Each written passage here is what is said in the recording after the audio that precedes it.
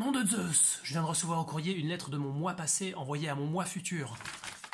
J'ai aussi reçu ce truc-là, je sais pas ce que c'est.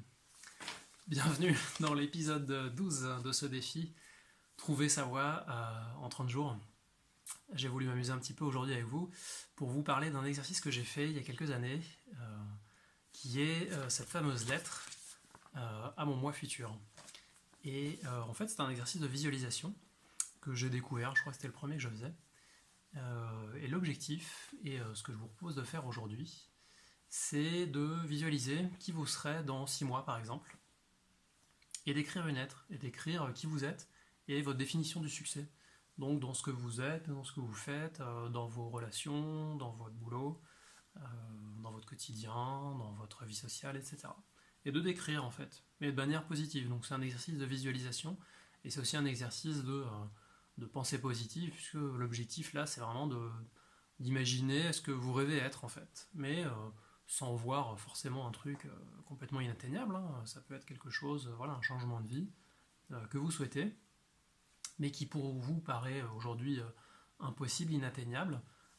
Écrivez-vous à vous-même dans 6 mois, et écrivez quel est votre quotidien, avec des détails concrets, comment les choses se passent, avec qui vous êtes, où vous êtes, qu'est-ce que vous possédez peut-être aussi, vous n'avez pas aujourd'hui. Moi je me suis surpris à faire cet exercice dans un moment de doute, où franchement j'étais en train de me former justement pour changer de voie, et j'y croyais pas trop, mais quand même je me suis surpris à écrire cette lettre et à me l'envoyer, et quand je l'ai reçue 6 mois plus tard, et honnêtement je l'avais oublié d'ailleurs ce truc là, j'étais surpris de voir qu'il y a un certain nombre de choses que j'avais écrites que je vivais 6 mois plus tard, alors que 6 mois avant franchement j'en étais bien loin.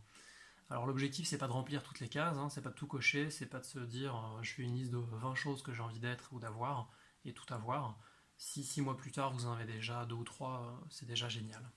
Donc vous pouvez le faire avec une lettre que vous envoyez ou que vous mettez de côté et que vous ressortez 6 mois plus tard, ou sinon vous pouvez le faire par mail, c'est un peu plus simple. Je vous mettrai dans la description de la vidéo un outil pour faire ça par mail. Voilà, je vous invite à faire cet exercice, vous allez voir, déjà c'est très drôle à faire, et puis vous allez avoir des bonnes surprises. Et je vous donne rendez-vous demain pour la vidéo 13. Salut!